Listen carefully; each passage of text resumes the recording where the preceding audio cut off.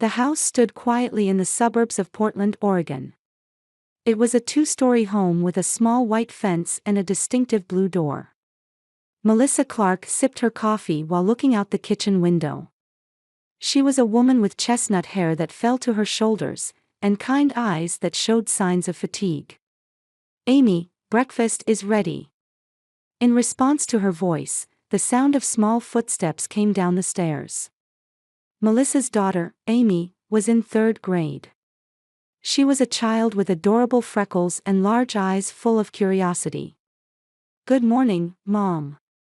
Amy sat at the table and her eyes lit up at the pancakes Melissa had prepared. Having been a single mother for 6 years, Melissa had struggled to balance her work as a psychological counselor with raising her child. Even so, she treasured her days with Amy more than anything. In another part of Portland's suburbs lived Melissa's parents, Judith and Howard. Judith was a former high school teacher who now spent her retirement doing volunteer work in the community. Howard ran a real estate company and was still active in his career. They were contrasting in both appearance and personality. Judith always sought perfection, was sociable and energetic. Howard, on the other hand, was gentle and rather reserved. "Melissa called," Judith said while preparing tea in the kitchen. "We're invited to Amy's birthday party." "Is that so?" Howard replied, looking up from his newspaper. "You're going, right?" "Of course," Judith said, though she appeared somewhat reluctant. "But Carol had invited me to brunch that day." Melissa's sister Carol lived about 15 minutes from their parents' house with her husband Mark and their 8-year-old son Jake. Carol, who worked as a hairdresser, was always bright and cheerful, and was her parents' favorite, especially her mother's. "Why don't you go to both?" Howard offered a practical solution. "I suppose," Judith answered, though she clearly had no intention of adjusting her schedule. Melissa had complicated feelings about her parents' relationship with her and her sister, especially between her mother and sister. Since childhood, Carol had been the special one in the family. Talented, sociable, the child who met their parents' expectations. Melissa, meanwhile, had always been somewhat in the shadows. It deeply saddened her to see the same thing happening with her own child. As Amy's birthday approached, Melissa gathered her courage and called her mother. "Mom, will you come to Amy's birthday celebration?" "Yes, of course," Judith's voice was cheerful. "Is there anything I should prepare?" "No, just your presence is enough," Melissa felt relieved. "Amy is really looking forward to it." After hanging up, Melissa approached Amy in the living room. "Amy, Grandma and Grandpa are coming for your birthday." "Really?" Amy's face brightened, and she jumped up with joy. "Yay! Grandma's coming, it's been so long." Seeing her excitement, Melissa felt a pang in her heart. Amy had been longing for time with Judith this much. Indeed, Judith rarely attended Amy's school events. She often declined, saying she was busy. Yet, she always participated in Jake's events. Every time photos of her cheering for Jake at sports day were posted on social media, Melissa's heart ached. Nevertheless, Melissa always maintained a smile in front of Amy. "Grandma is busy," she would excuse, trying to protect Amy's sensitive heart. "I might make something for Grandma," Amy said, her eyes sparkling. "That's lovely. Grandma will surely be delighted." Melissa gently stroked Amy's head, praying that her mother would keep her promise this time. Amy's 10th birthday. She wanted it to be a special day. A few days later, as soon as Amy returned from school, she began crafting. Gathering colored paper, markers, and photos, she started making something.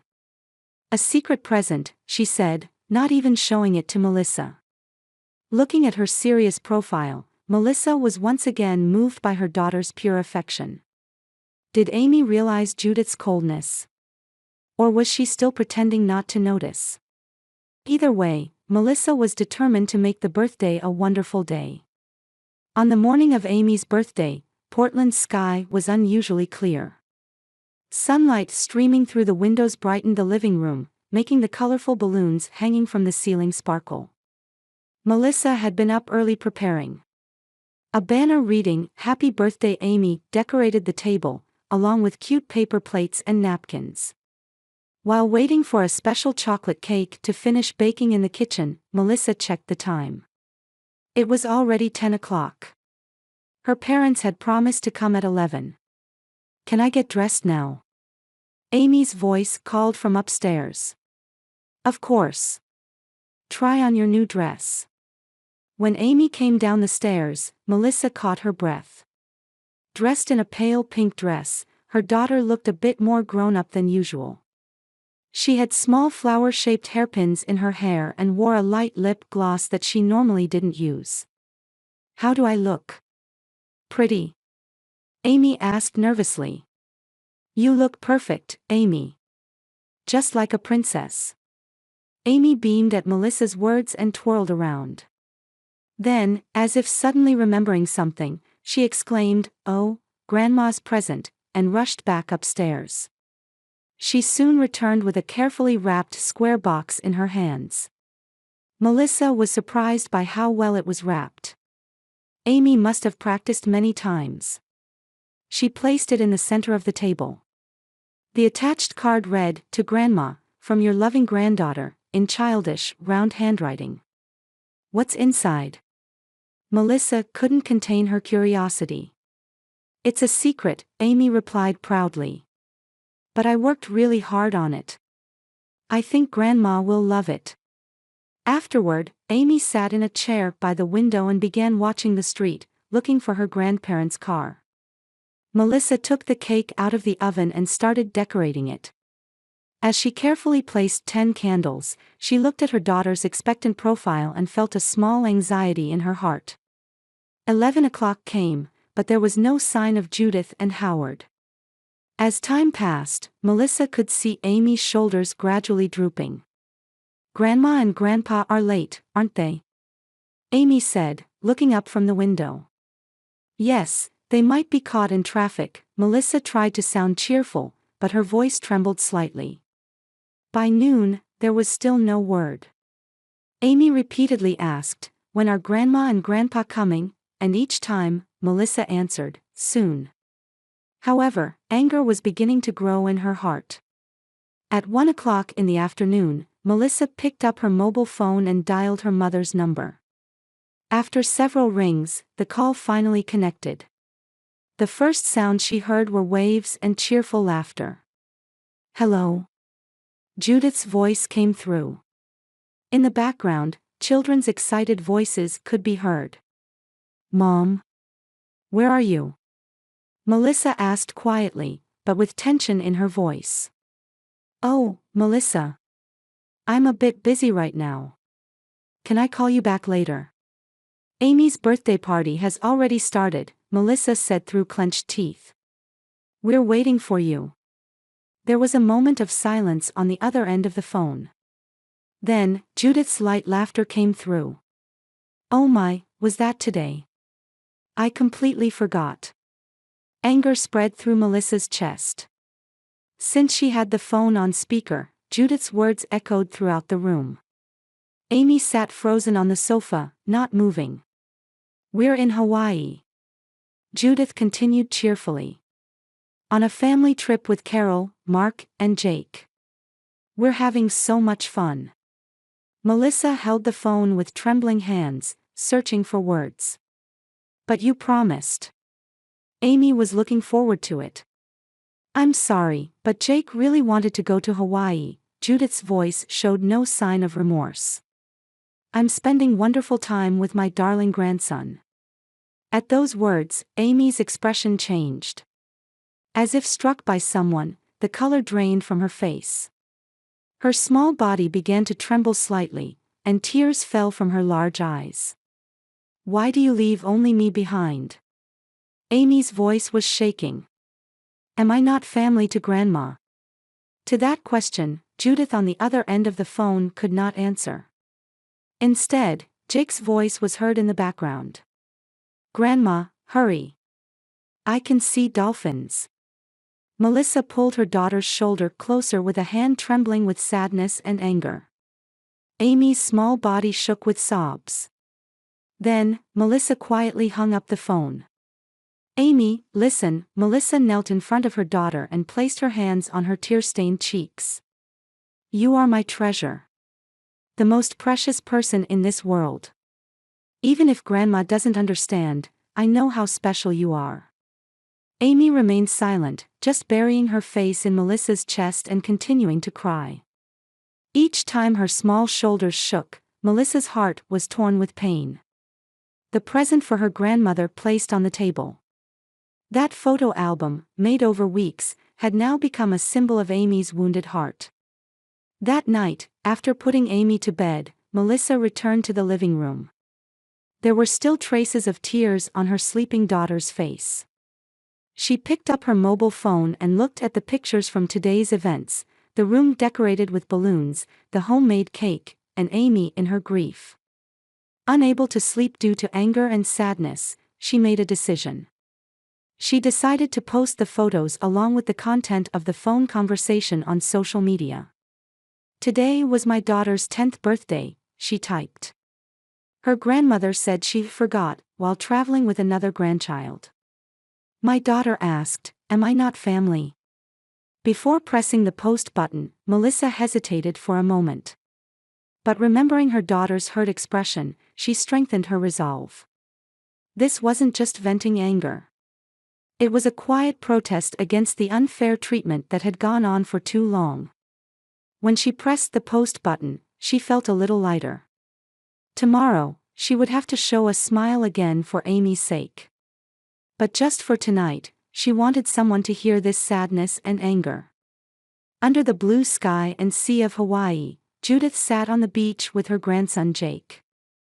They were collecting seashells and building a small sand castle. Judith tried to savor the perfection of this moment as she watched Jake smile. However, somewhere in the corner of her mind, there was a sense of discomfort. She hadn't completely forgotten about Amy's birthday. Rather, she might have consciously set it aside. Grandma, look. Jake proudly held up a star-shaped shell he had found. That's lovely, Jake, Judith smiled, but somehow felt a heaviness in her chest. That evening, when she checked her mobile phone in the hotel room, Judith noticed a strange message from a friend. It was from Rose, a church companion. Judy, are you okay? Did something happen? I saw on social media. Judith frowned. What was she talking about? Scrolling through her smartphone, she found several other similar messages. I'll check it later, she told herself, putting down the phone.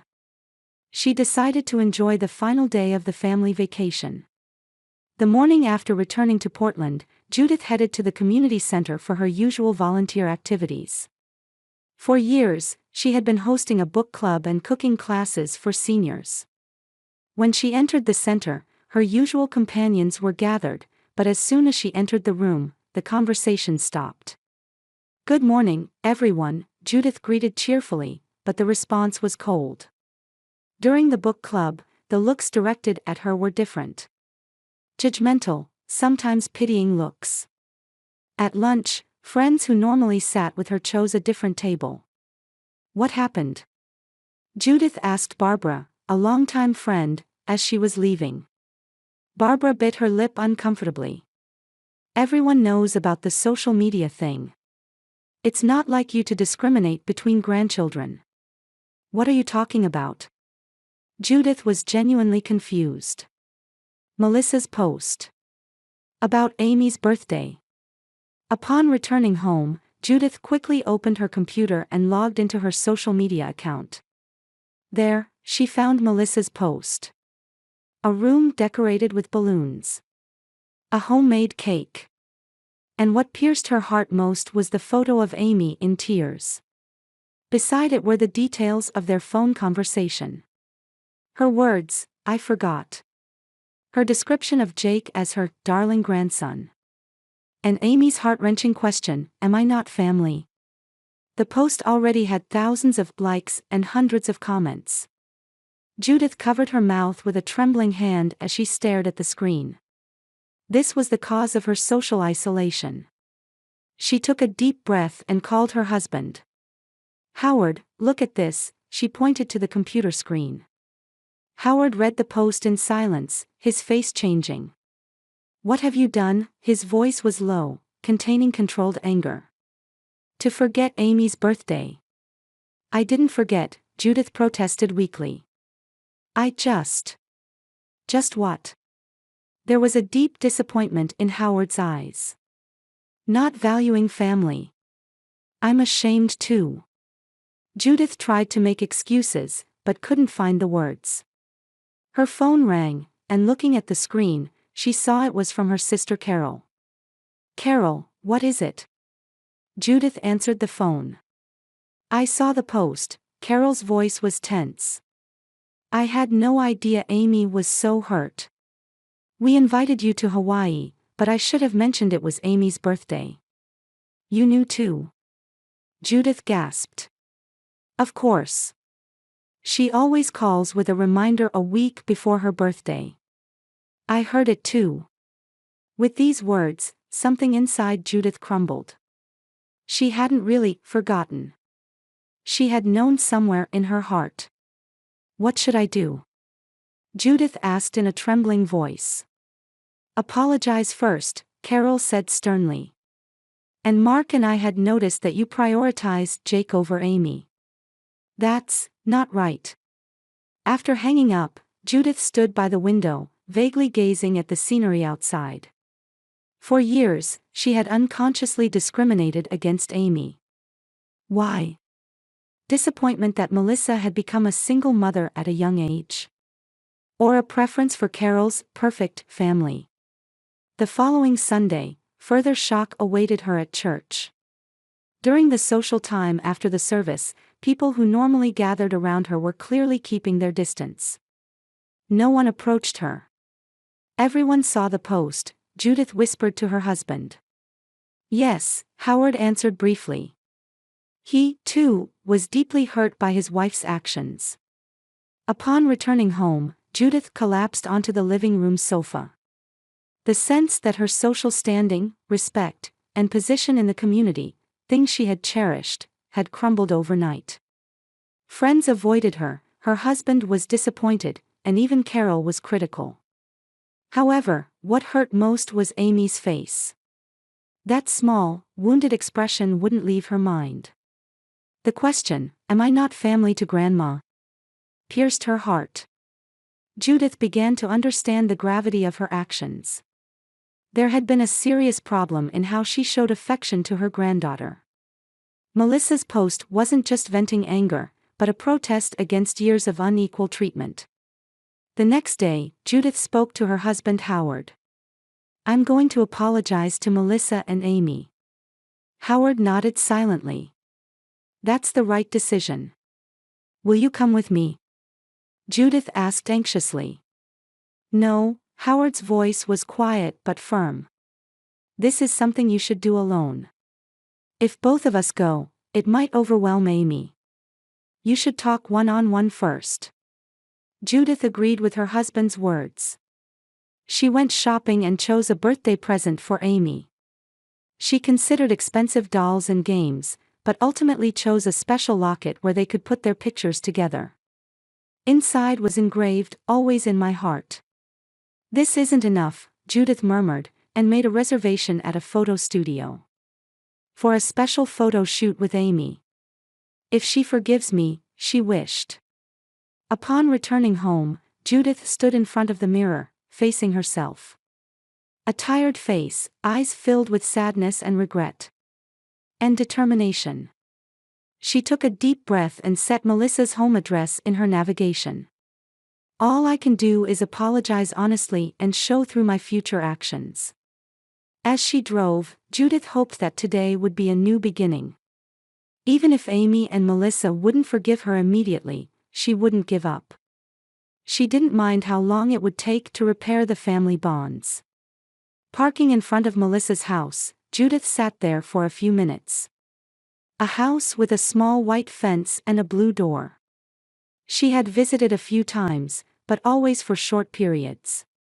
She took a deep breath, grabbed her handbag and the gift bag, and got out of the car. The few steps to the front door felt like a mile.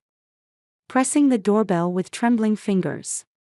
The sensation of her chest tightening with tension. The door opened, and Melissa appeared. Her expression was cold and hard, her eyes showed signs of fatigue. "Melissa, I want to talk," Judith said in a small voice. "What do you want now?" Melissa's voice mixed anger and hurt emotions. "I came to apologize. Would you let me see Amy too?" A moment of silence.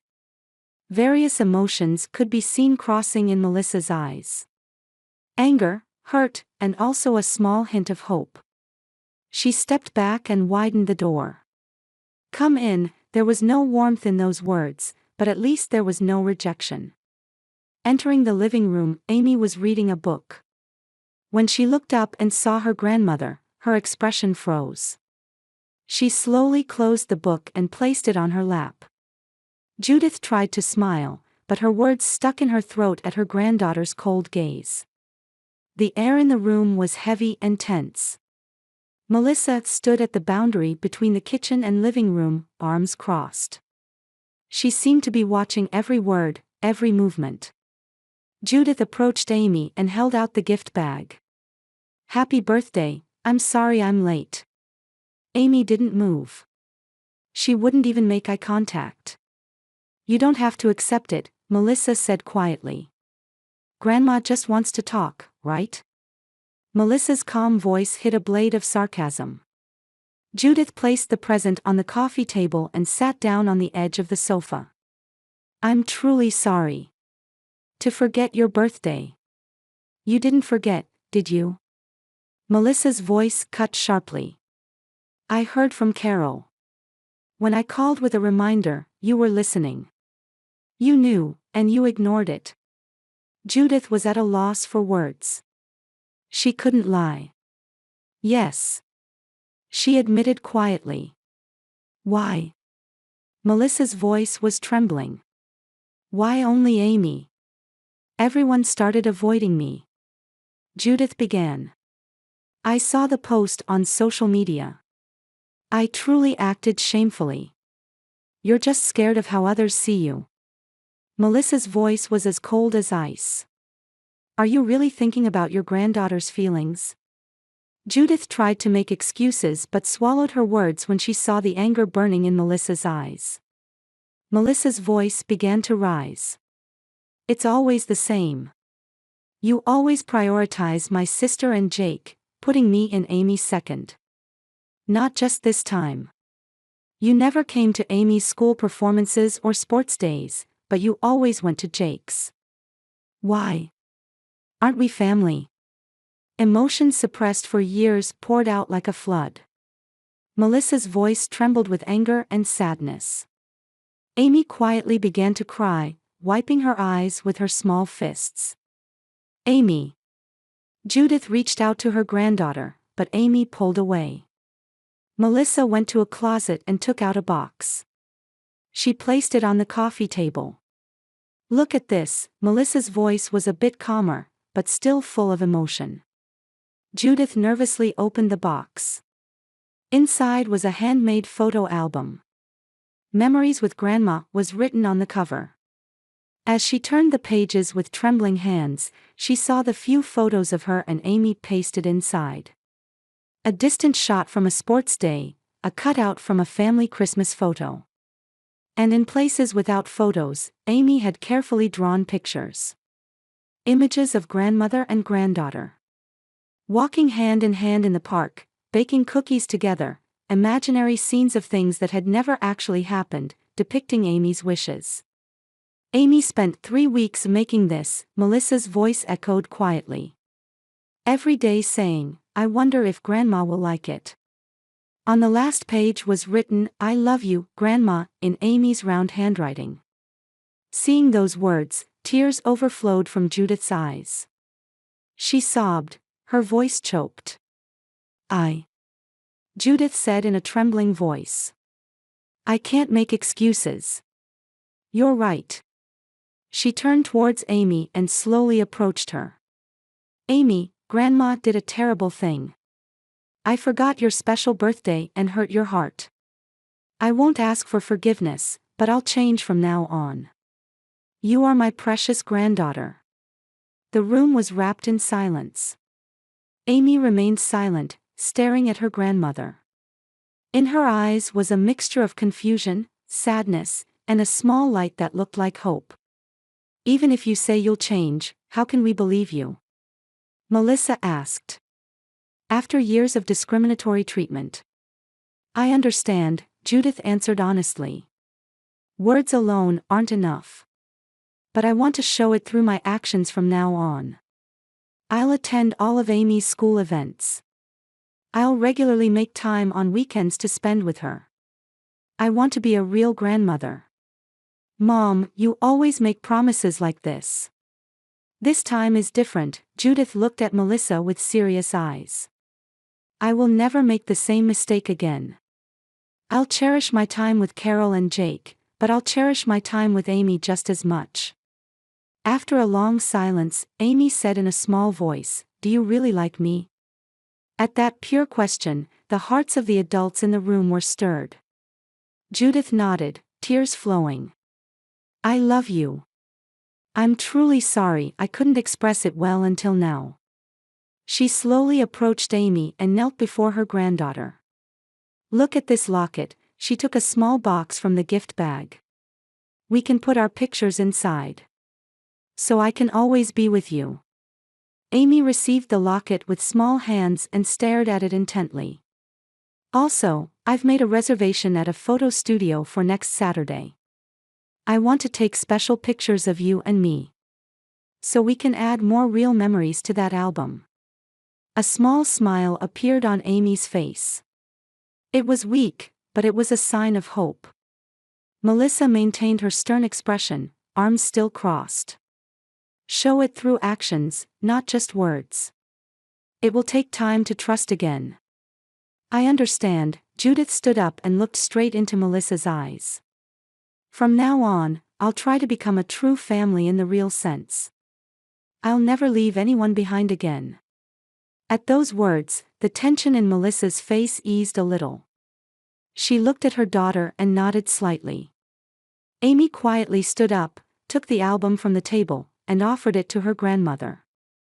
This is for you. Her voice was still hurt, but a seed of forgiveness was sprouting there. Judith received the album with both hands and held it to her chest. Thank you, Amy. I'll treasure it. As she was leaving, Judith turned back. Can I come pick you up next Saturday? Amy looked up at Melissa, and seeing her mother nod slightly, answered, yes. Before the door closed, Judith said once more, I promise. I'll definitely come. She returned to her car and rested her forehead on the steering wheel. After a long sigh, she lifted her face with a determined expression. This wasn't an end, but a new beginning. It would take time to regain trust, but she had the rest of her life. And above all, it was time worth spending to repair her relationship with her granddaughter. Amy, wake up. It's a special day. Melissa's voice traveled up the stairs. The morning sun shone through the gaps in the curtains, tinting Amy's room golden. Amy sat up, rubbing her eyes. Her 11th birthday. By her pillow was a small present Melissa had left the night before. At that moment, the door opened, and Judith entered with Melissa. The grandmother, wearing an apron, held a plate with a small cupcake. A single candle was lit on top. Happy birthday, Amy. Judith's smile was warm, and her eyes showed joy. Grandma. Amy jumped up in surprise. You're already here. Since 6 this morning, Melissa explained with a laugh. Grandma is baking a special birthday cake. Many things had changed in this past year. Since that day of confrontation, Judith had kept her promises. She devoted every Saturday to spending time with Amy and never missed a school event. What began as a formal relationship gradually transformed into a genuine bond. The photo studio shoots became a monthly event, and Amy's album was filled with real memories. Photos of grandmother and granddaughter smiling, a day at the zoo, failures in cooking class, making Christmas cookies. Judith was also gradually regaining social trust. Although friends initially kept their distance, they began to notice her change. Church companions also gradually reaccepted her. Most importantly, family relationships were being repaired. Her husband Howard was proud of his wife's efforts, and their relationship with Carol's family had returned to how it was before. Except now, there was an important difference: both grandchildren were treated equally. In the kitchen, a large chocolate cake awaited completion. "Happy Birthday, Amy" was written in pink icing, and 11 candles stood ready. The living room was decorated with balloons and streamers that Melissa and Judith had put up together the night before. After breakfast, Amy picked up her necklace. Hanging from her neck was a locket containing smiling photos of her and Judith. "Grandma, I'm wearing this today too." "I'm glad," Judith gently stroked her granddaughter's hair. That night, after returning home from the birthday party, Judith opened her diary. It was a habit she had continued daily since a year ago. Today was Amy's 11th birthday. "When I remember how much I hurt her last year, my chest still aches. The scars my insensitivity left on her heart won't easily disappear. But I can only fill them through my actions from now on. Karma. What you do always comes back to you. I never want to experience that loneliness and shame again. But without that, I might never have understood the true meaning of family or the value of my granddaughter." Judith put down her pen and looked out the window. It was a quiet night with twinkling stars. She touched the locket at her chest. Inside were photos of her and Amy. She wore the same one that Amy did. "Family bonds are not a given," she whispered quietly. "They must be nurtured and protected." She added to the last line of her diary. "Amy's smile is the most precious gift in my life."